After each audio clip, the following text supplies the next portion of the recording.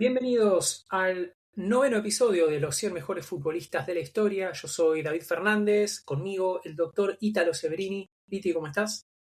Hola David, hola audiencia.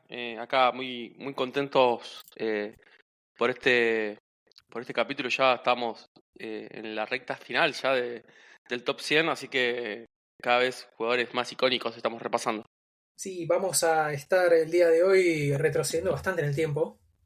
Y comenzamos entonces con el número 40, jugador de Peñarol de Montevideo, del Milan y de la Roma. 21 partidos con la selección uruguaya, 4 partidos con la Azzurra.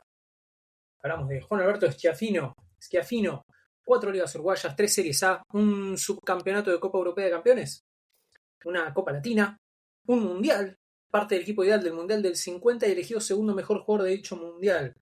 Schiaffino. Hablamos de una institución en sí misma, ¿no? Hablamos de un jugador de época total y absoluto, un tipo que durante la primera parte de su carrera, larga primera parte de su carrera, porque hasta los 29 años jugó en Peñarol. Fue una de las figuras más rutilantes del fútbol sudamericano. En la época que ya lo hablamos, hasta el hartazgo, el fútbol sudamericano era el mejor. Se fue a Italia post-prime en los 29 años, ya en la parte ya descendiente de su carrera, y también fue el mejor jugador de la liga italiana por unos años. No sé si la liga italiana, pero por lo menos competía y fue el mejor jugador de ese Milan sin dudas. Fue uno de los primeros jugadores en poner al Milan en el lugar que ocupa en Europa hoy en día, así que estamos hablando de un jugador total y absolutamente fuera de serie.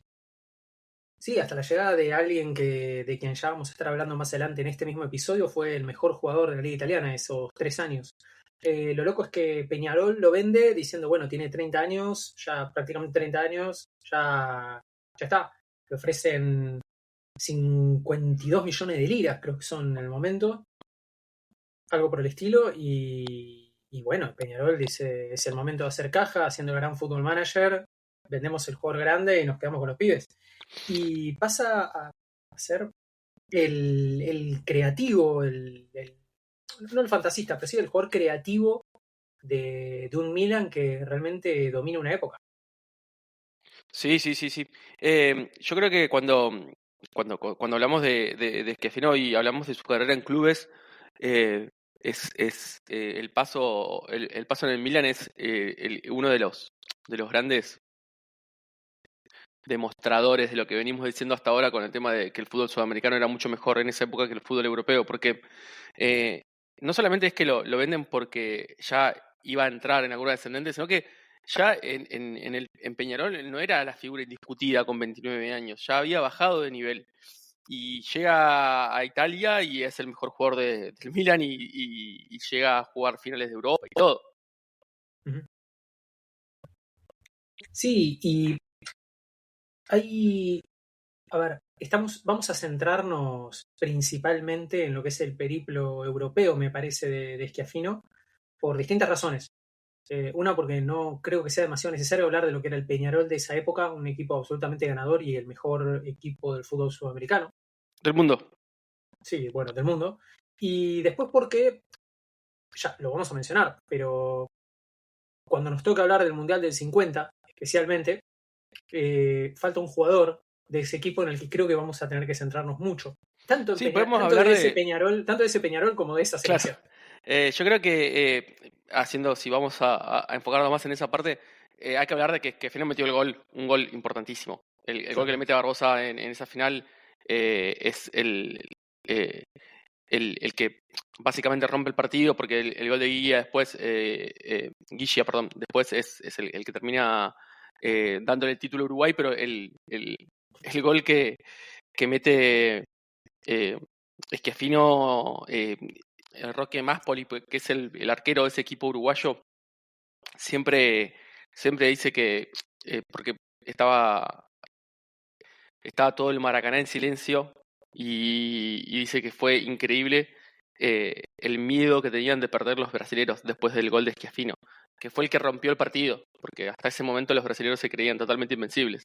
Entonces, metió uno de los goles que no sé cuántos muertos, cuántas personas se suicidaron después del partido ese y cuántas personas murieron después de los incidentes del partido del Maracaná en Brasil. Son un montón, los datos son bastante inespecíficos y poco confiables, pero un montón de personas fallecieron después de ese partido y uno de los grandes responsables de eso fue Schiaffino. Entonces, estamos hablando de alguien que dejó una marca positiva en un montón de gente y negativa en otro montón más, ¿no?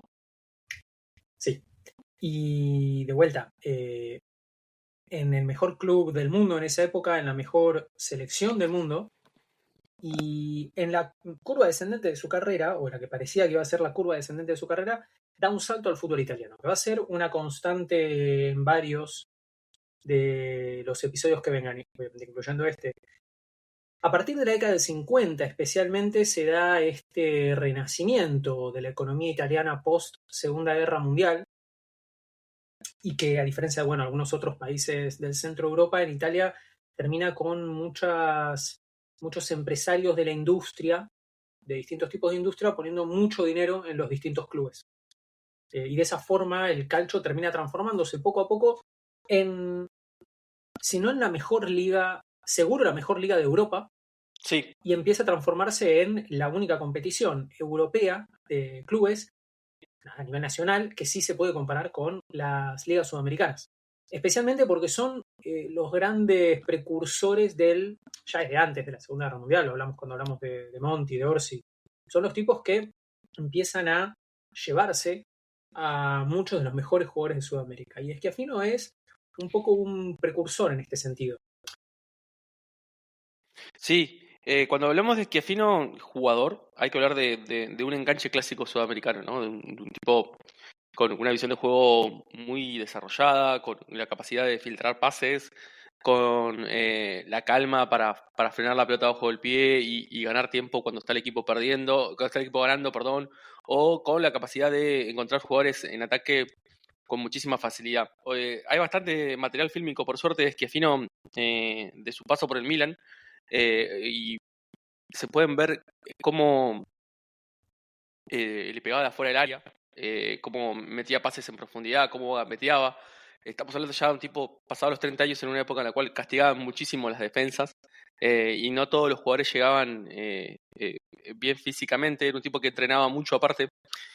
Su primera parte de la carrera, él llega medio grande a debutar en primera porque trabajaba en una panadería, no tenía mucha suerte con el trabajo. Él era hijo de un inmigrante italiano y la madre de él era paraguaya. Se crió jugando al fútbol en la calle, como se estilaba en esa época, y en Peñarol tiene un paso que es brillante, pero en el Milan es donde podemos verlo jugar, por lo menos nosotros las personas que lo estamos viendo ahora, ¿no? Y en el Milan tenía la capacidad de poder sacarse varios tipos de encima. Él siempre dice bueno, que la presión y la preparación física medio como que a medida que pasaron los años fueron desgastando su juego, pero ya era grande de verdad cuando se desgastó su juego según su propia palabra, ¿no? Y según Cesare Maldini, que bueno, otra vez lo volvemos a nombrar en este podcast, sin haber tenido ningún mérito para ser nombrado futbolísticamente hablando, era el mejor jugador que vio en su vida. Y en Europa estaba la discusión planteada si era Schiaffino o Di Stéfano, el mejor jugador del mundo. Era una discusión que se zanjó cuando Di Stéfano le gana efectivamente la final de la Copa de Campeones, ¿no? Eso fue como el fin de la discusión. Bueno, se enfrentan los dos mejores jugadores del mundo, que eran Di Stéfano y Prajov, ¿no? Los mejores jugadores del mundo en Europa. Y bueno, gana Di Stéfano, ¿no? Y ahí medio como que se zanja la discusión. Bueno, en esos años seguramente los mejores jugadores, la definición entre mejor jugador del mundo sería todos sudamericanos, y estaban estos dos, una persona de la que vamos a hablar el día de hoy, Sí. Y probablemente Didi. También. Creo que también. serían esos los nombres en esos años. Sí, porque Pelé era muy jovencito todavía. Claro, Pelé y Garrincha eran muy jóvenes. Bueno, Cesare Maldini también dice que Schiaffino tenía un radar en lugar de un cerebro. Era un jugador que organizaba juego como nadie en Europa en esa época. Y tenía otra característica muy particular que seguramente hizo que lo quisieran tanto hinchas como técnicos en Italia todavía más, que era muy aplicado tácticamente. Y no solamente esto es algo que me sorprendió leerlo de varias fuentes, es que fue, básicamente es señalado como el jugador que populariza en el fútbol italiano el tirarse a barrer, principalmente en defensa. Lo cual, sumado al hecho de que termina su carrera jugando de líbero en la Roma durante 2 años, Sí. o sea, otra vez, ya algo que vimos varias veces en la lista y lo vamos a continuar viendo, el jugador creativo superdotado técnicamente que termina jugando de líbero es una constante en la historia del fútbol. Y Schiaffino es tal vez uno de los primeros, porque también es una época en la que, pensemos, no recién comenzaba a adoptarse el cerrojo defensivo, el utilizar un hombre libre detrás de la línea de defensores. Era algo que los tipos que tenían una visión de juego y una capacidad técnica superior para estas cosas podían suplir desde el punto de vista táctico y de inteligencia y no cuando ya el físico no les daba para correr tanto, ¿no? Uh-huh. Sí, y de Y vuelta, funda un estilo. Vamos a volver a... No este jugador del que ya mencionamos antes, no, hay otro jugador en el episodio del día de hoy que va a ser un heredero de Schiaffino en este sentido, pero funda un estilo, por ponerlo de alguna manera, porque no hay mucho, de vuelta, no hay muchos casos, no solamente de la utilización del líbero en sí, sino del líbero que pueda crear juego del fondo.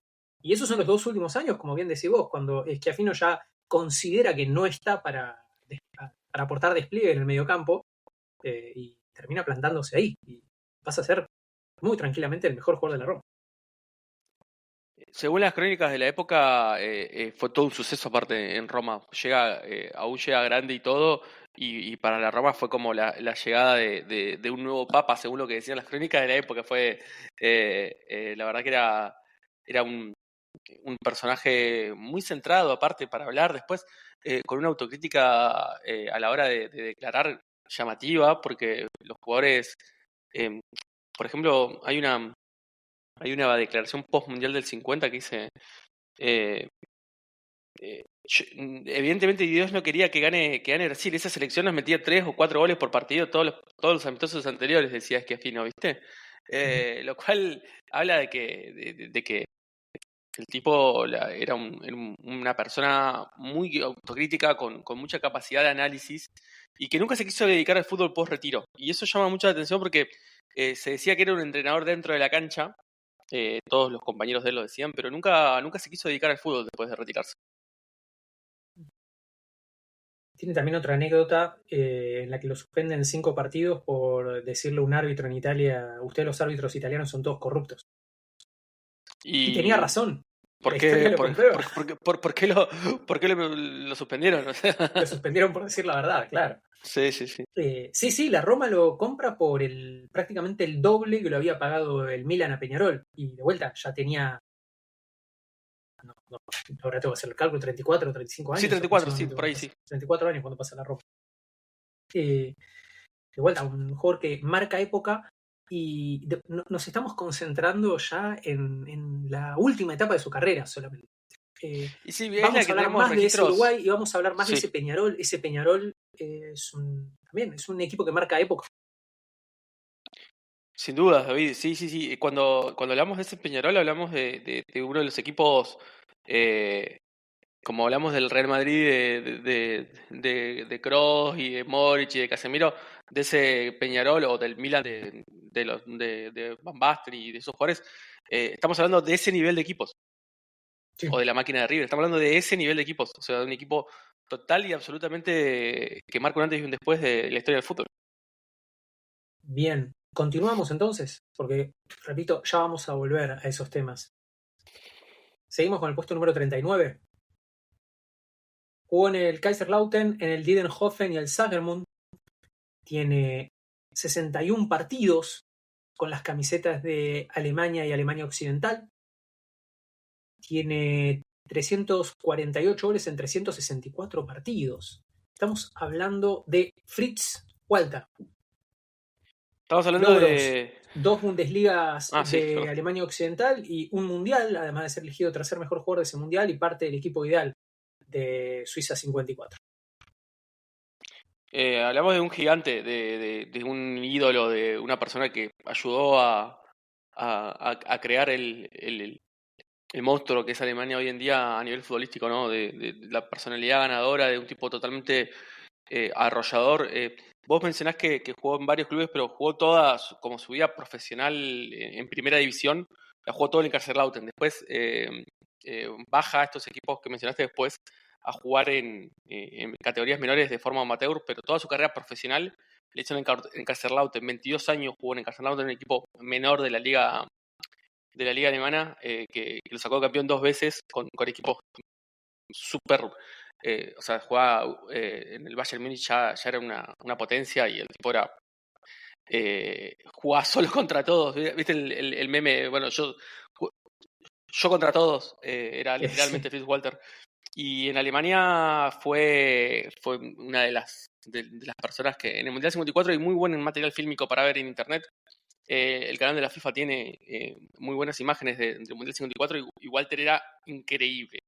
Era, si bien para el ojo moderno va a parecer lento y no va a parecer que hiciera cosas extraordinarias porque le daban espacios y esas cuestiones, lo que hacía Walter con la pelota, cómo habilitaba compañeros, cómo le pegaba al arco, eh, cómo sacaba al equipo de atrás, cómo manejaba los contraataques.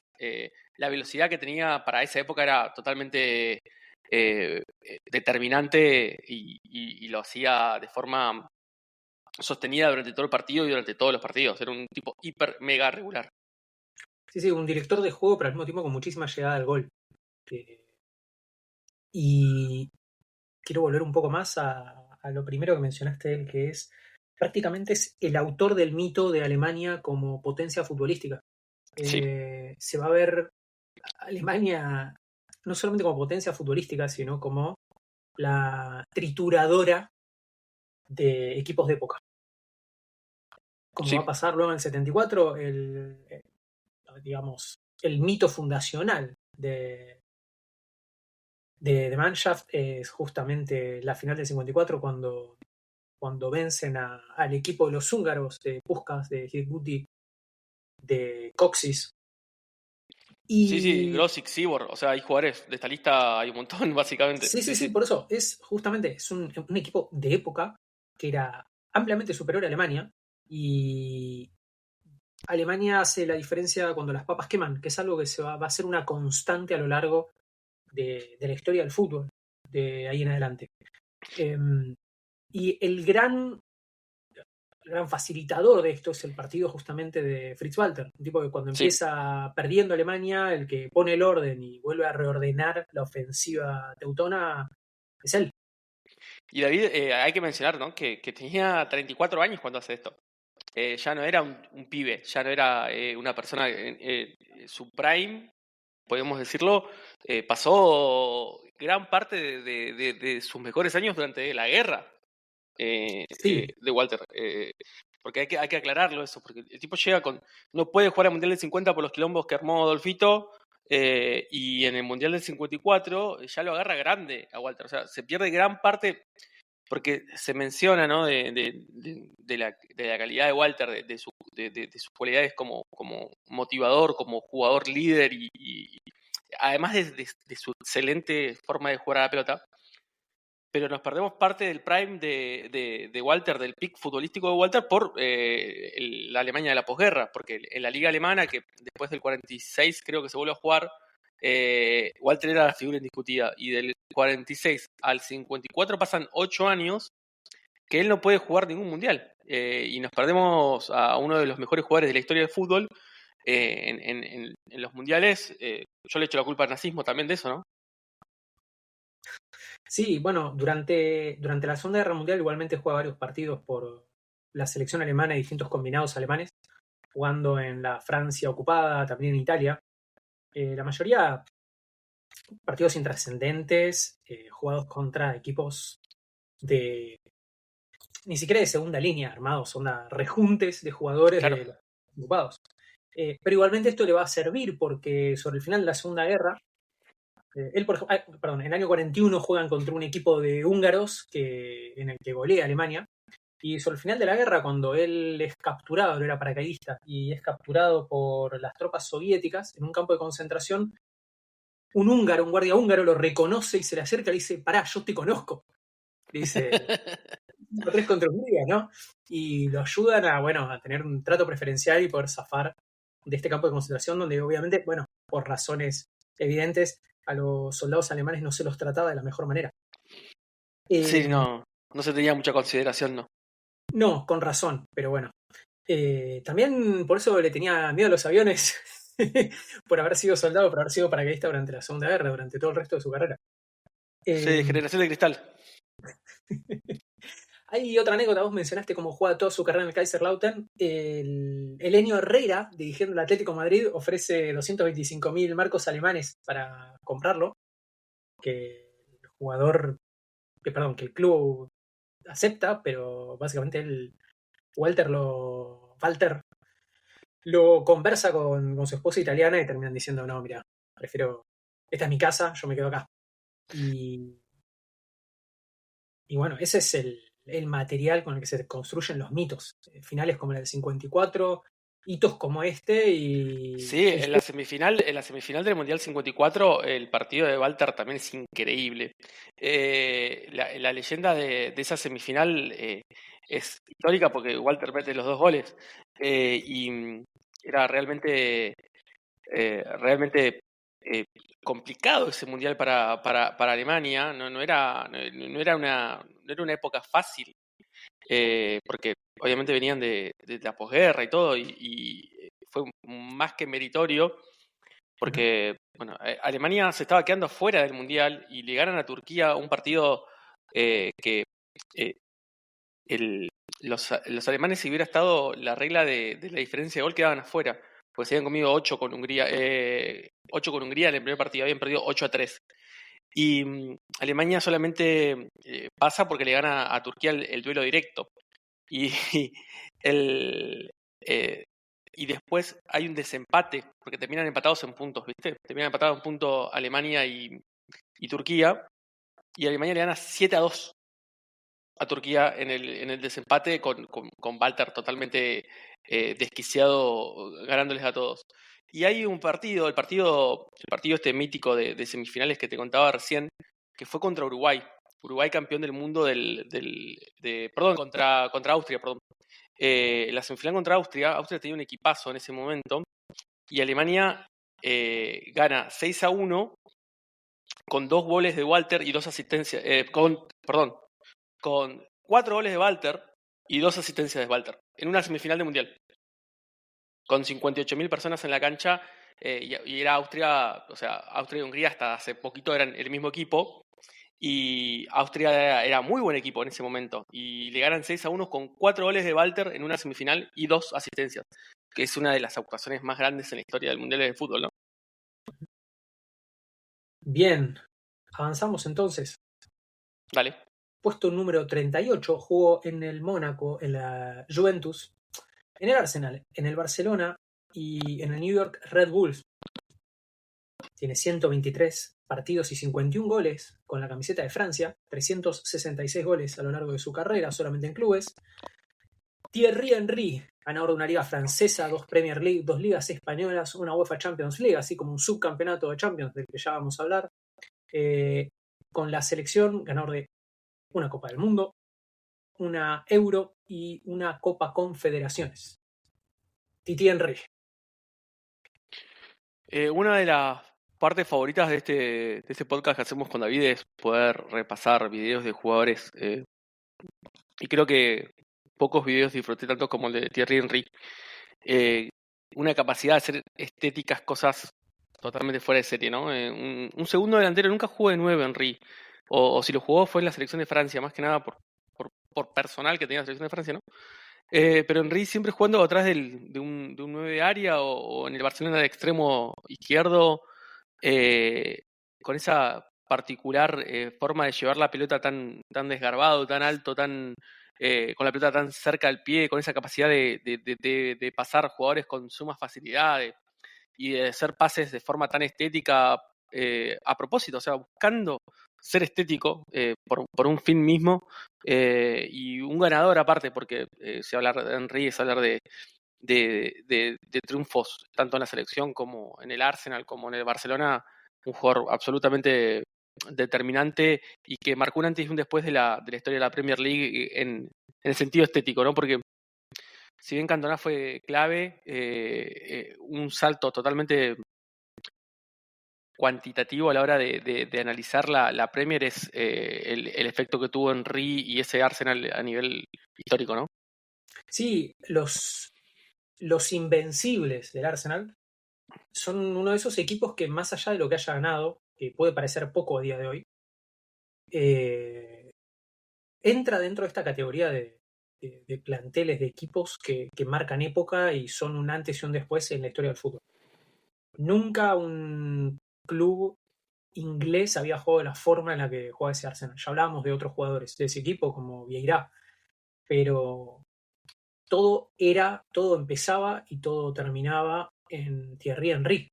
Todo el club, el equipo iba a llegar a los lugares donde Henry los fuese a llevar.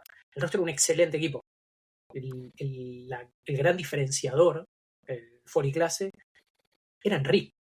Eh, para quien no lo haya visto jugar, supongo que hay gente escuchando este podcast que puede no haber tenido la suerte de ver a Henry en su mejor momento.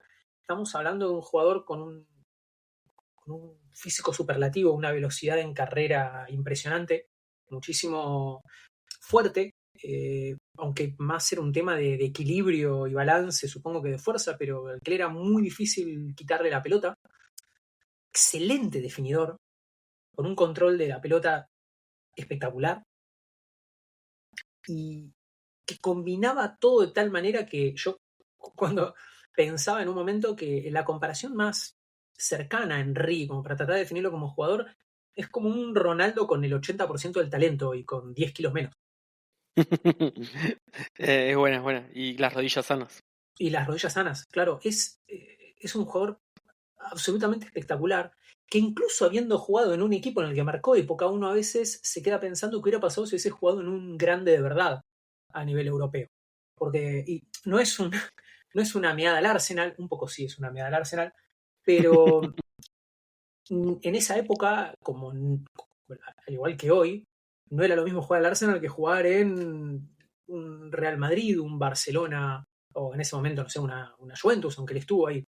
Eh, y cuando llega por fin a una final continental con los Gunners, llega en un año muy particular en el que el equipo se transforma básicamente, por primera vez dejan de jugar como jugaba el Arsenal, entre comillas, de Wenger, y empiezan a tirarse mucho más atrás, empiezan a plantarse, a tratar de centrarse primero en consolidarse defensivamente y arriba llegar a donde lo llevan. Sí, fue Pases bastante eficiente. largos, claro, pases largos, corridas de 30 a 40 metros de Henry para ganar de contra y demostró ser más que efectivo. Sí, sí, sí. Esa Champions del 2006 fue el punto culminante de la carrera de Henry. Si bien tiene un pick larguísimo, desde el 2000, que es la figura de la Eurocopa junto con Zidane, al 2007, que es antes de que se vaya a Barcelona a tener un rol un poco más secundario. eh, Fue un pick bastante largo de rendimiento de Henry y fue en más de un año el mejor jugador del mundo para mí, o ahí cerca. En el 2004, cuando pasa esto que decís vos, David, de los Invencibles, el nivel de Henry fue superlativo. Y yo me quedo con eso que decís vos, ¿no? De ese Arsenal que le gana esos octavos de final al Real Madrid jugando de contra. Vale, gana, creo que el global de la serie es 1-0. Gana 1-0 en el Bernabéu de visitante y después de local, también bancando la parada, le ganan en la Juventus y al Villarreal le ganan, y todas las series con el arco en cero. No le meten ningún gol ni en octavos, ni en cuartos, ni en semifinal. Y era, bueno, hacer lo que puedas Henry arriba. Es tal cual lo que decís vos. Y Henry hacía bastante, lo que podía Henry era bastante. Yo creo que si adoptaban ese modelo un par de años antes a nivel continental, por lo menos, hubieran llegado a tener un poco más de éxito a este nivel, ¿no? Sí, quiero hubiera pensado que tener a un arquero, un buen arquero como Jens Lehmann y no a la Foca Seaman en el arco podía ser algo efectivo en este deporte. Sí, bueno, terminan perdiendo en una final con un gol de Belletti. Increíble. Sí, sí, sí. Bueno, Y no justamente era contra. favorito, era favorito el Arsenal en esa final. Me acuerdo yo porque obviamente tengo muchos recuerdos porque se había lesionado a Messi antes de la final. Sí, Y era Del Horno lo había lesionado, ¿no? En la sí, serie contra el Asier del Chelsea. Horno, sí, sí, sí. Y ese equipo nombre por nombre del Arsenal era bastante más. Sol Campbell mete el gol y iban ganando 1-0 hasta el minuto 70 y algo. 77, 78. Iban ganando el Arsenal. Y Ujú. después, bueno, hay varios jugadores del Arsenal que se cagan en las patas. Algo Eh, común en la historia de ese club. sí, sí, sí, sí, sí. Así que bueno, mucha mala suerte también, ¿no? Sí, vos mencionaste, bueno, justamente se trató de una final de Champions en la que chocaban los dos tipos que peleaban por el título en esos años a mejor jugador del planeta. Claro, Ronaldinho estuvo desaparecido esa final, es justo sí. el final del pick absoluto de Diño. Ujú. Eh, pero bueno, está esa discusión de quién Sí, tuvo aparte mejor pick en esa. El Arsenal se pone vamos a volver a esa final un cachitito más, perdón, pero el Arsenal en esa final tiene la particularidad de que le echan al Alemán a los, no sé, 15 minutos, 18 minutos, Ujú. y juegan con 10 casi toda la final y la estaban aguantando muy bien. Pero bueno, cerca del final, ¿cómo se llamaba? Alexander Lev, el ucraniano que Sí, jugaba claro. se cagó en las patas y fue el responsable de la derrota esa. Bueno, yo creo que hay que hablar un poquito también de su paso por Barcelona. A mí me gusta Iba a mucho el decir Henry eso. del Barcelona. Da el salto justamente al equipo que lo había dejado sin Champions y a mi entender forma parte de, bueno, uno de los mejores equipos de la historia. Casi nada. Claro, ese Barcelona del 2009 con todo de 9, Messi todavía de win derecho y Henry de win izquierdo, y no estamos hablando del mediocampo que tenía Barcelona en ese momento, era un equipo espectacular. Henry ya adopta un rol secundario, entendiendo perfectamente cuál era el momento de su carrera en el cual estaba, y juega más de asistidor, y se entendían muy bien, tanto con Eto'o como con Messi, bueno, con Iniesta y Xavi, se entendían básicamente todos los jugadores con los que jugaron ellos, pero la capacidad de tirar paredes que tenía Henry, ya cuando su pick físico había desaparecido y era más una cuestión de suplirlo con técnica y con inteligencia, siendo todavía top mundial, sin tener esa velocidad que tenía antes. Sí, es un tipo que, y ni siquiera mencionamos todavía su paso por la selección francesa. Alguien que se Tiene podía 500 adaptar. goles en primera y ni siquiera hablamos de los goles, ¿viste? Claro, es que fue un goleador. Mira, no mencioné los logros individuales. Salió segundo en una votación de Balón de Oro y una vez fue tercero. Injustísimo. Esa votación de Balón de Oro todavía me indigna, ¿eh? ¿Quién había quedado primero? Pavel Nedved. Sí, está mal. Sí, sí. No hay nada que decir. Creo que está clarísimo que Pavel Nedved no va a estar en esta lista. Buen jugador, ¿eh? Buen jugador. 2 veces fue botín La de chocha oro de europeo. ellos. 2 veces botín de oro en Europa. Parte del equipo ideal del Mundial 2006. 4 veces goleador de la Premier. 5 veces equipo ideal de la UEFA. 5 veces jugador francés del año en la época en la que en Francia jugaban algunos nenes. Sí. Eh, un jugador increíble. Un jugador que, como vos decís, tiene una cantidad impresionante de goles. E igual el, su faceta goleadora no es necesariamente lo primero que uno le viene a la mente. A uno lo primero que le viene a la mente es este sentido de la estética de este jugador desgarbado, capaz no sé cómo decirlo, entre Sócrates e Ibrahimovic, porque tenés este tipo de altísimo, de casi 1,90, tirando lujos y pisando la pelota de una forma en la que no suele ser normal ver a estos jugadores moverse también con semejante gracia. No, y creo que si tenemos que hablar de su época en la selección de Francia, eh, su, su, su pico de rendimiento de la selección fue la Eurocopa del 2000, que ahí creo que fue superlativo su rendimiento. Si bien mete 3 goles nomás, que para él no es una cifra llamativamente alta, fue determinante el juego, porque era un equipo que descansaba mucho en sus pies y que la asociación con Zidane fue históricamente de las mejores de la historia del fútbol, ¿no? Sí, y le da a la selección campeona del mundo lo único que le faltó en el año 98, que es un punta, bueno, acompañado por Trezeguet, por supuesto, que no es poca cosa, pero un punta que realmente haga diferencia. Es que todo el mundo lo veía, pero yo creo que se respetaban mucho los roles y las edades y los cargos, ¿no? Henry era claramente mejor que cualquiera que jugara arriba, ¿no? De esa selección de Francia. Y con 21 años metió 3 goles igual en ese mundial y fue clave en los cuartos de final. Sí, sí, sí. No es que fue una aparición testimonial en la final del mundial, en el mundial del 98. Mete 3 goles en ese mundial. Bueno, y después en el Mundial 2006, redimiéndose del fracaso del año 2002, terminan llegando nuevamente a una final del Mundial. Sí, fue bastante bajo el nivel de Henry en el Mundial de 2006. No fue el mejor Henry. Yo creo que venía totalmente agotado de esa temporada extenuante de Premier y de Champions. Llega bastante golpeado y no fue el mejor Mundial de Henry, si bien para sus estándares, ¿no? Llegan a la final igual porque Zidane se convirtió en superhéroe, pero no fue el mejor Mundial de Henry el del 2006. Sí jugó muy bien el del 2010, pero le fue mal a Francia y jugó muy bien lo que le tocó en el 98.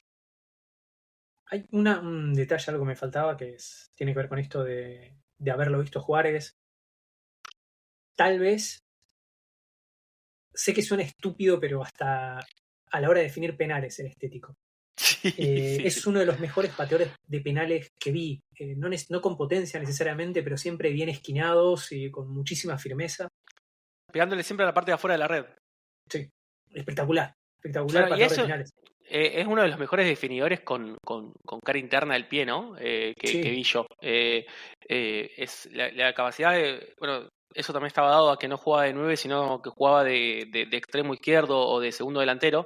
Entonces, entrando de izquierda a derecha, el segundo palo lo encontraba casi siempre. Y los arqueros, cuando cometían el error de jugarse, anticipar el remate al segundo palo, él tenía con los ojos bien abiertos y definía el primer palo. Era un tipo extremadamente inteligente a la hora de jugar, que hoy en día como analista es espectacular también, porque se dedica lamentablemente al periodismo, Henry, y eh, es muy bueno analizando y son muy buenos los takes, las opiniones que tienen son muy buenas siempre, y ve cosas que la mayoría de los periodistas no ven.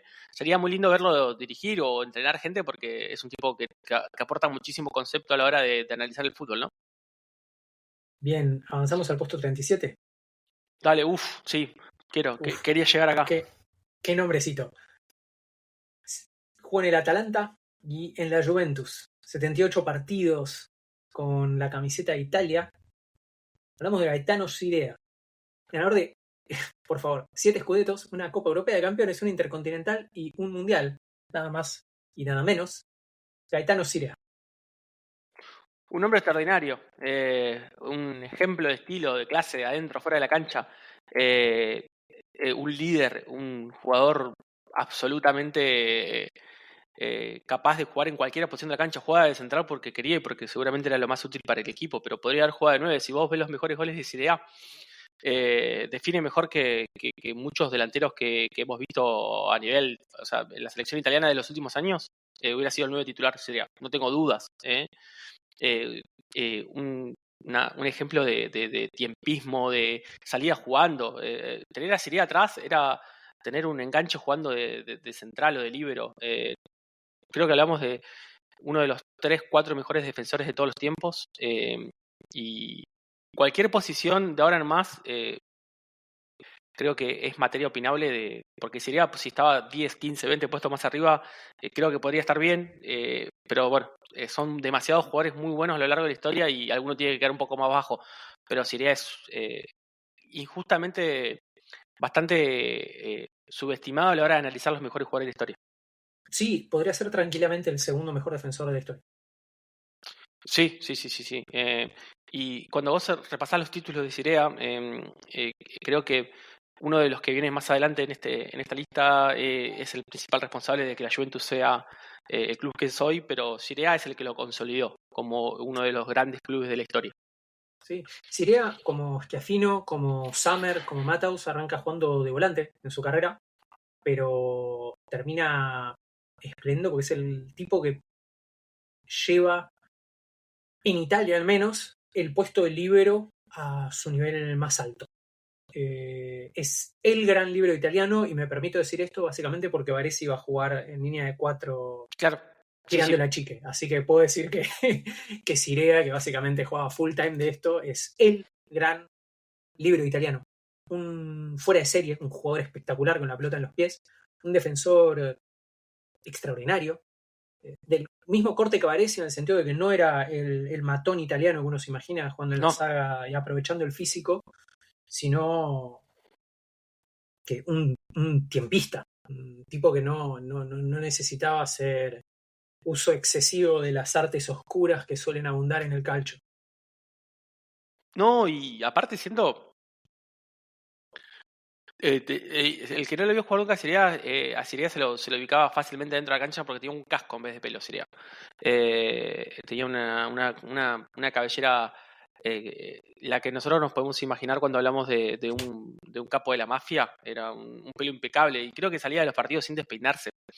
Porque tenía esa capacidad como decía David, de robar las pelotas a los rivales sin necesidad de exponerse al juego brusco o de ir al piso, simplemente extirpándola. El jugador rival nunca, jamás se da cuenta en el momento en el cual Siria le sacaba la pelota. Con un breve, un breve o un imperceptible choque a la altura de la cadera, o robando la pelota, punteándola para el costado. Y ganando los duelos, los stoppers de la Juventus y de la selección de Italia podían ser muy expeditivos y muy agresivos a la hora de marcar, porque sabían que tenía Siria atrás, que leía tan bien las jugadas y de una forma tan eficiente. Y no solamente eso, sino que le da una salida al equipo que el fútbol italiano tuvo que cambiar de forma radical por Sirea, porque los equipos rivales tenían que poner a uno de los atacantes del equipo a marcarlo a Sirea.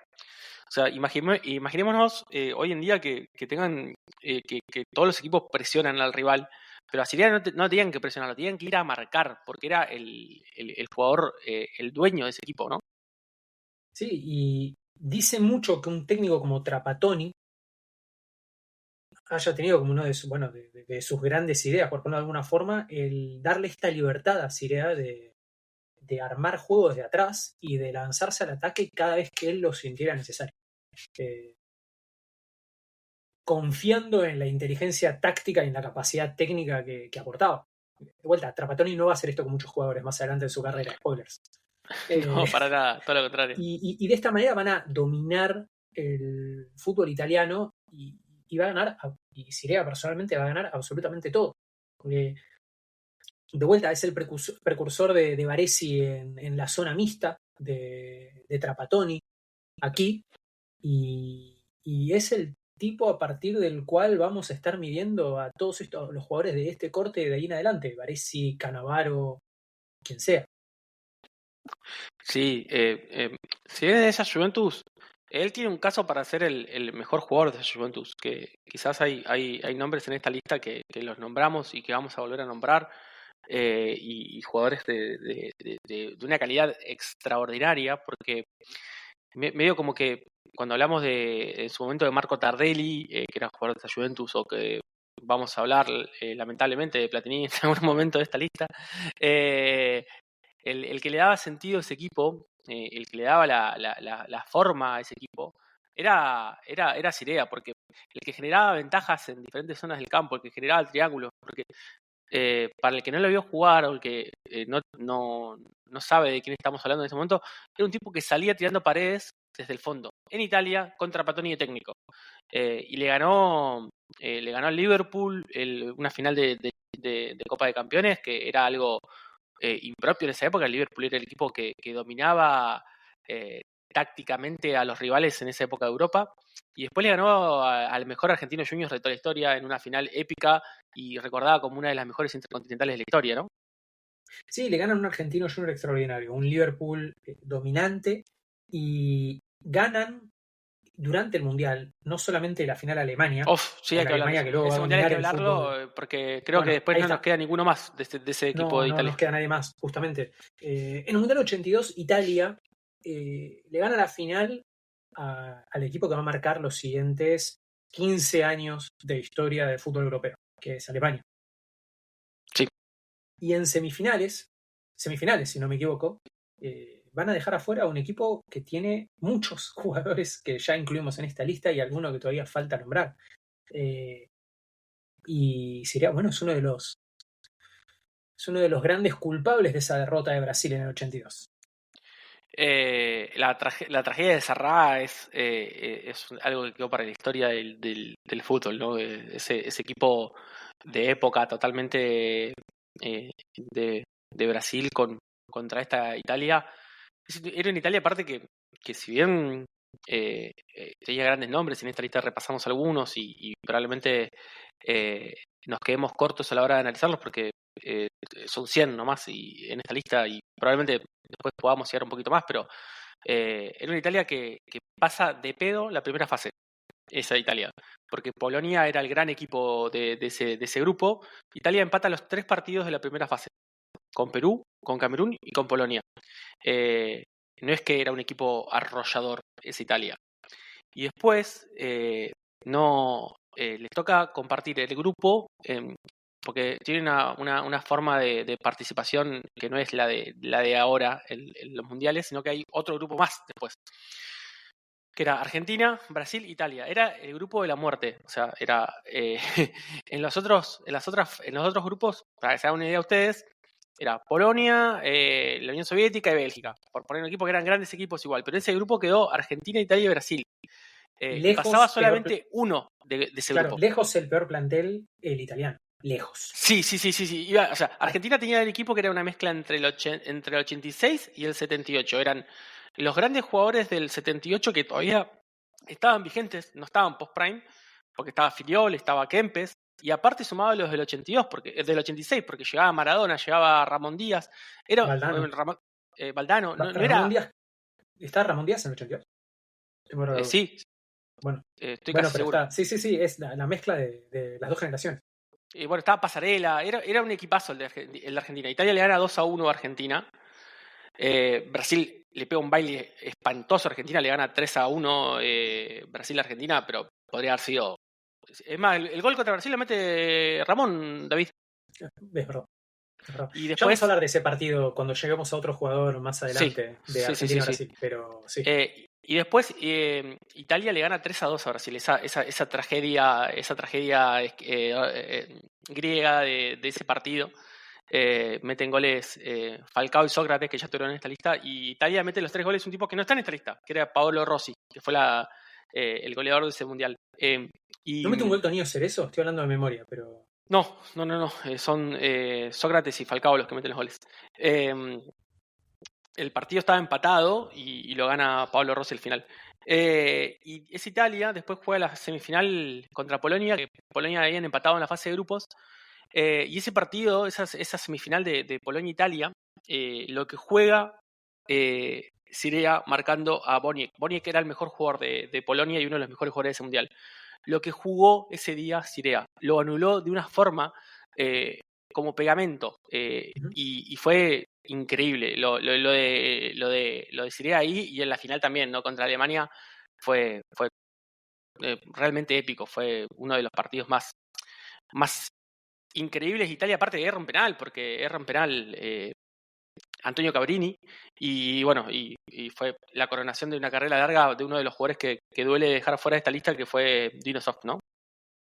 Sí, pero bueno, Sirea es entonces el mejor jugador de un equipo campeón del mundo.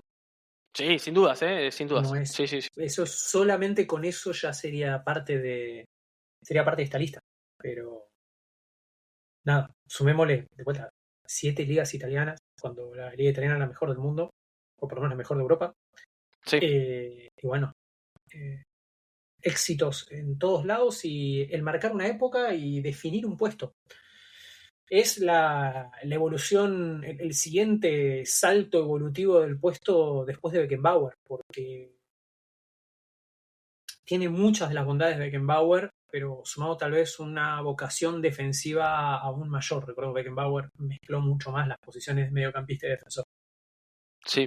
Y lo de Zidane en esas finales, la delantera de Alemania estaba, el capitán era el Rummenigge, histórico Rummenigge, sí. pero llegaban por todos lados. En esa época se estiraba a jugar con líneas de 5, jugaban los dos equipos con líneas de 5. Sería jugaba libre. Esa defensa de Italia era espectacular, no jugaban Bergomi, Cabrini, Gentile, jugadores épicos. Pero Girea era lejos el mejor y yo creo que cuando hablamos de ese equipo, que fue un equipo, uno de los grandes últimos underdogs, ¿no? En ganar un mundial, porque hablamos de Alemania del 54, que fue un underdog total, o de Uruguay del 50, pero esa Italia fue uno de los últimos grandes underdogs de la historia de los mundiales. No sé qué te parece a vos. Sí, no sé si Italia 2006 cuenta, justamente. Sí, puede ser más que nada si bien Italia era un gran equipo en el 2006, había muchos grandes equipos en ese mundial también. Claro, bueno, es algo similar a lo que ocurre aquí. O sea, nadie ve esa selección italiana del 82 con Paolo Rossi, con esta defensa que mencionás, con Tardelli, y piensa que es un mal equipo. Para nada. No, no, para nada. Pasa que ves a Argentina, Brasil, Alemania, Francia, una Francia increíble. Y Sí, te sí, das cuenta que sí. Italia es un equipo de segunda línea, que es algo que creo que pasa también en el Mundial 2006, donde llega con una gran defensa y muchos jugadores creativos post-prime, siendo generosos. Sí, coincido totalmente. Creo que sí, creo que justamente es Italia el único underdog que nos queda. Sí, puede ser. Bueno, pero yo creo que Italia, volviendo un poquito a lo que hablamos recién, sale campeón en ese grupo con Argentina y con Brasil. Ganar ese grupo para Italia fue básicamente cerrar y ganar el Mundial, porque después los otros dos partidos que quedan semifinal y final es muy superior a sus rivales, tanto a Polonia como a Alemania, pero ganarle ese grupo a Argentina y a Brasil fue increíble. Avanzamos al puesto número 36. Dale. Jugó en River Plate, jugó en la Juventus y en el Napoli. En la selección argentina y la selección italiana. Hablamos de Enrique Omar Sivori, ganador de 3 torneos argentinos, 3 Scudettos, tiene un subcampeonato de Liga Italiana con el Napoli, un campeonato sudamericano con la selección argentina, fue capocannonieri en una ocasión y ganó un Balón de Oro, primer jugador, entre comillas, italiano en ganar el premio a Balón de Oro. Sivori, el cabezón. Bueno, hay una tribuna en la cancha de River que atestigua el pedazo de crack que fue Sivori, ¿no? Es un jugador que en River debuta a los 17 años y con la larga tradición de enganches de River que debutan jóvenes y triunfan enseguida y se van rápido. Sivori fue un revolucionario del puesto porque era un desvergonzado total. Jugaba al fútbol sin canilleras, con las medias bajas, sobrando, canchero, aparte con un físico desproporcionado, porque tenía una cabeza que no era propia de ese cuerpo y un pie totalmente dominante y otro pie que lo usaba solamente para balancearse y amagar. Cuando se habla de que tal jugador es el Messi o que tal jugador es el Maradona de tal lugar, Sivori fue el precursor de eso, porque fue ese enganche zurdo típico argentino que te deja pagando siempre, era Sivori. Y creo que cuando uno puede ver los videos de la época, era muy llamativa la diferencia. El tren inferior de Sivori era una cosa totalmente alucinante, porque no saben las patadas que le pegaban a ese hombre. Le pegaban patadas y el tipo era impertérrito, o sea, no lo podían voltear a patadas, y seguía gambeteando, gambeteando, gambeteando y sobrando y metiendo goles con el arquero desparramado en el piso, con defensores tirados. Y en Italia fue un antes y un después la llegada de Sivori, ¿no? Sí, ahora voy a hablar de eso. Sivori, primero hablemos de Sivori como jugador, es el Diego antes del Diego. Se dice todo el tiempo, pero es la mejor forma de escribirlo. Esto que decís vos del tren inferior, del tipo que no para de gambetear, alguien con muchísima llegada al gol sin ser 9, muchísimos goles. Salió campeón de goleo del Máximo Cañoneri de la Liga Italiana. Claro, por eso. Y también un tremendo jetón que se peleó con absolutamente todo el mundo Sí. y tenía problemas con cualquier jugador adentro de la cancha constantemente. Tenía récord de expulsiones de la Liga Italiana hasta hace poco. Antes de Pablo Montero. Sí. Ya voy a hablar de eso. Bueno, sí, pero hablemos de eso ahora. Es un jugador además sucio. Uno de estos jugadores que, sin estar forjado a base de partidos de Copa Libertadores los miércoles, era sucio. Se cagaba a codazos, se cagaba a patadas con todo el mundo, no tenía absolutamente ningún problema. Era siempre el jugador más sucio dentro de la cancha. Sí. Se pierde 33 partidos en total en su paso del fútbol italiano por sanciones. Sí. Hay una anécdota en la que... Se pierde más partidos también porque se pelea con Heriberto Herrera, que era el técnico de la Juventus. Se va al Napoli también. Porque se cagó trompadas con el técnico. O sea, no se pelea, discuten, che, yo quiero jugar acá o no. Se cagan a piñas y se termina yendo al Napoli, que básicamente fue recibido como se recibiría al Diego más adelante. Pero es increíble esa historia. Hay otra historia que me hizo reír mucho y me hizo... Tiene un montón de historias espectaculares. Hay una en la que, después de un partido, un defensor italiano absolutamente harto de que Sivori lo caiga a codazos y patadas todo el partido, se acerca y le dice: la próxima vez que nos crucemos te voy a romper todo. ¿Qué pasa la próxima vez que se cruzan? Sivori lo primero que hace en el partido es ir, meterle un planchazo y reventarle la rodilla al defensor, que tiene que salir. Lo cual es algo absolutamente lógico. Y de vuelta, un monstruo a nivel técnico y a nivel de talento. Pero un cabeza de tacho. John Charles, que no tiene quería hablar de ni una amonestación. Claro, bueno, John Charles, un tipo que podría haber estado tranquilamente en el top 100, ¿eh? Sí, tranquilamente. Yo lo tengo en mi lista de 20 mejores 9 a John Charles. Bueno, un tipo que nunca, si no me equivoco, no lo amonestaron nunca a lo largo de toda su carrera. La única vez que perdió el control en un partido fue para pegar una cachetada a Sivori, porque Sivori estaba peleándose con absolutamente todo el mundo y lo frena y dice: basta, déjate de joder, porque no vas a dejar con 10. Sí. John Charles tiene una marca que duró un montón de años en la Liga Italiana, que metió 28 goles en 15 partidos, creo, y 22 fueron asistencias de Sivori, de esos 28 goles. Era increíble lo bien que se entendían. Charles era un portento físico para el que no sabe, era un 9 de esos de antes, esos roperos gigantes, pero tenía muchas cualidades físicas aparte de eso, porque era muy veloz, muy fuerte, y Sivori lo encontraba siempre. Las defensas las abrían los pases de Sivori y los enganches de Sivori y cómo hacía calentar a todos Sivori. Y lo ponía mano a mano tantas veces, y Charles le debe gran parte de su carrera a cómo se entendía con Sivori, ¿no? Sí, bueno, forman el trío mágico con Boniperti. Con Boniperti, sí. Boniperti, sí. Ellos dos. Quería mencionar solamente porque me parece una anécdota maravillosa de Boniperti, que tenía en una cláusula en su contrato en el que, no me acuerdo si era por goles o por cantidad de goles o rendimiento, le pagaban un bono en ganado. Sí, claro. Sí. Y cada vez que lo llevaba, no me acuerdo si el presidente, uno de los directivos del club, lo llevaba a elegir qué ganado, qué vacas iba a hallar, se dan cuenta que siempre elegía las vacas embarazadas. Sí. Obviamente para llevarse doble premio. Bueno, hablando de eso, tenemos que hablar de Agnelli. Oh, sí. Gianni Agnelli, el primer Agnelli a cargo de la Juventus, cae en el año 57 a la junta directiva de Fiat y le dice: muchachos, voy a gastar 90.000 libras esterlinas en un jugador de River. Que lo primero que van a haber preguntado a los muchachos de Fiat es: ¿qué es River? Sí. O sea, es una empresa. No, River en Buenos Aires, claro, debe ser alguna empresa, algún fabricante de autopartes en Argentina. Claro, sí, ¿no? Un aluminio especial, sí, como Techina, una cosa así. Y no, es un jugador de fútbol, es el enganche de River Plate. Básicamente le prohibieron hacerlo y Agnelli lo hizo de todas formas. Sí, pasa que Agnelli vio lo que fue esa selección argentina campeona del Sudamericano 57, que yo creo que es el epítome de lo que fue Sivori. Sivori fue elegido el mejor jugador de un torneo que Argentina gana sale campeón con muchísima diferencia, pero muchísima diferencia. En el Mundial, en el Sudamericano 57, Argentina gana. Tengo acá la lista porque siempre me llama la atención y me encanta ver esto.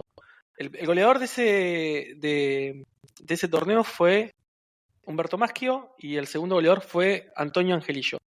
Metió 9 goles Maschio, 8 Angelillo. Y ninguno de ellos, en Brasil jugaban Didi y Evaristo. Quiero poner en contexto quién jugaba. Y el mejor jugador fue Sívori con 19 años. Argentina ganó 8-2 a Colombia, 3-0 a Ecuador, 4-0 a Uruguay, 6-2 a Chile y 3-0 a Brasil. Y Sívori dio pases gol. Argentina termina con 25 goles a favor y 6 en contra. Y Sívori fue elegido el mejor jugador de ese Sudamericano, de esa Copa América. Y la delantera, los carasucias, ¿no? Estamos hablando de los carasucias. Eran Corbata, Maschio, Angelillo, Sívori y Cruz. Y lo que jugó Sívori ahí dicen que fue una de las mejores actuaciones individuales en un torneo de cualquier jugador de fútbol en toda la historia. Para poner en contexto. Y para poner en contexto, Argentina va a fracasar estrepitosamente en el Mundial del año siguiente, en que justamente no van a estar ni Maschio, ni Angelillo, ni Sívori, que van a haber seguido al fútbol italiano. No es para cosa de vuelta. El que tal vez fuera, los que tal vez fueran los dos mejores jugadores del mundo en ese momento eran argentinos y no podían jugar para la selección argentina. Exactamente. Hablamos de Di Stéfano y Sívori.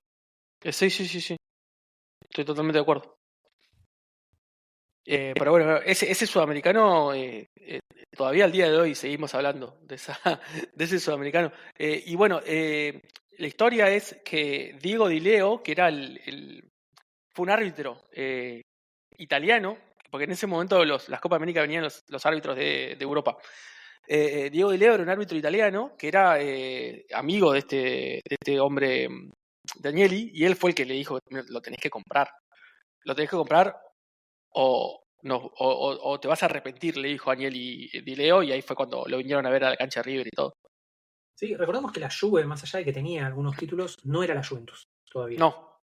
Justamente Sívori junto con el trío mágico y bueno, los Agnelli y sus contactos son los grandes culpables de este monstruo del fútbol italiano que es la Juve. Poco antes, el equipo más importante incluso de la ciudad en realidad era el Torino y no la Juve. Recordemos. Sí. Bueno, el Torino tuvo mala suerte igual, ¿no? Claro, el Gran Torino, que terminan muriéndose todos en un accidente aéreo. Pero bueno, justamente es Sívori y compañía los que cambian el curso de la historia de esta manera. Sí, tal cual. Tal cual. Y bueno, a ver, de vuelta, muy Sívori todo. En el año 62 él juega el Mundial de Chile para la selección italiana, donde Italia fracasa, porque en un partido contra la selección chilena, o la selección local, el árbitro peca tal vez un poco de más de localista y terminan todos a las trompadas, que es tal vez lo más...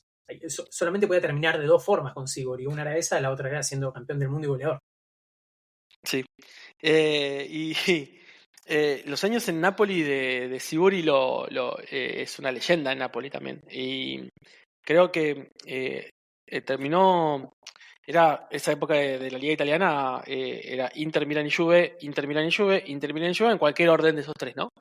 Y jugaba en Napoli, jugaba con Altafini, con el brasilero, que era un crack total, que también podría haber estado en esta lista. Y terminaron cuarto, tercero y segundo, que para el Napoli nunca había llegado al segundo puesto, y eso lo dijiste vos recién, creo, y fue totalmente histórico para el Napoli esas temporadas de Sívori, ya disminuido por las lesiones y una rodilla izquierda que lo tenía mal traer ya. Sívori es el tipo ideal del crack argentino. Ya hablamos de jugadores como Leónidas, que son, bueno, que todos los jugadores brasileros talentosos van a seguir este corte de acá en adelante. Y Sívori es un poco eso, pero con Argentina. Todo lo que un europeo piensa cuando piensa en un enganche argentino es él. Es el mega talentoso y cabeza de tacho. El Burrito Ortega, es Riquelme. Riquelme, claro. Maradona también. Son todos sacados de este corte de jugadores. Incluso con distintas características técnicas. Es este muchacho. Y Sí. Y es a ver, es de estos jugadores que son encargados de mostrar la superioridad sudamericana en Europa en estos años. Porque nuevamente son los mejores jugadores del mundo eh, estando allá. Sí. Son Y Di en el Stéfano, velorio Schiaffino. Sí. en el velorio de Sívori, Gianni Rivera dijo que fue el más grande que vio jugar en su vida. Gianni Rivera, de esta lista ya, ¿no? Si se acuerdan, dijo que fue rival toda su vida, Gianni Rivera, porque jugaba en el Milan.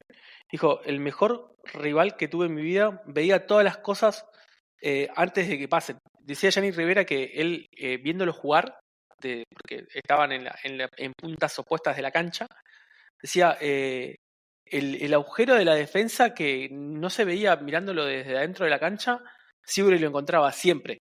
Y aparte, si había un jugador que no tenía la capacidad de marcar como correspondía, Sibori se daba cuenta enseguida y lo sacaba de quicio y lo volvía loco con las gambetas, con los enganches.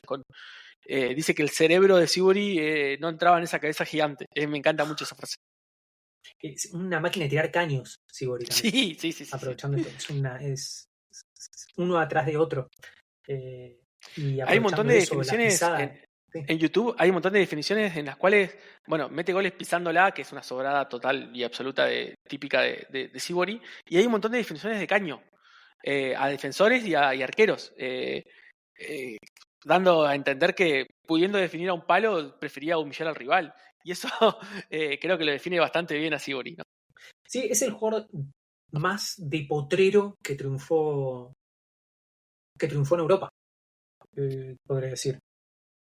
Sí, sí, A ese bueno, nivel, Di después viene, Stéfano era una máquina física, el Diego, bueno, también era un superdotado físico. Di Stéfano con más aplicaciones tácticas, pero Sibori es tal vez el jugador más de potrero más puro que triunfó en el viejo continente. Estoy tratando de pensar si hay alguno más yo de ese también estilo, todo. me quedé en silencio pensando lo mismo, pero sí, tiene un caso para ser quizás uno de los mejores jugadores argentinos de la historia. Estamos hablando Sí. de un jugador que queda muy injusto, que queda en este lugar del ranking, pero lo mismo que Sirea, tienen casos, si nos ponemos en discutidores, tienen casos para ser de los mejores jugadores de toda la historia. Sí, si esa Juve hubiese terminado ganando una Copa Europea de Campeones, tal vez estaríamos hablando de un top 15 de Sí. la historia del fútbol. O si hubiera jugado Fácil. algún mundial con Argentina o Italia estando al tope, ¿no? Sí, sí, totalmente. Bueno, justamente eso les juega bastante en contra. De vuelta, se habla siempre del fracaso de Argentina en el Mundial 58, pero no se tienen en cuenta esos pequeños detalles, como que 3 de los mejores jugadores no estaban disponibles para participar. Sí, pero aparte cuando hablamos de uno que fue el mejor jugador de la Copa América del 57 y fue el Balón de Oro del 61, y Argentina no dispone de ese jugador en el 58, yo creo que Ujú. hay un gran asterisco porque Brasil sí tenía todos, y Argentina no. Sí. Sí, totalmente. Y no estamos diciendo que Argentina le fuese a ganar ese Brasil, de hecho, probablemente no, pero hubiera tenido con qué. Bueno, ese Brasil igual estaba Didi y al que le ganó Argentina en el 57 en Perú. Sí, Había muchos jugadores de Brasil que fueron al Mundial. No estaba Pelé porque tenía 16 años Pelé ahí, pero estaban casi todos menos Pelé. O sea, es un gran jugador que no estaba, ¿no? no, claro. Pero estaban casi todos.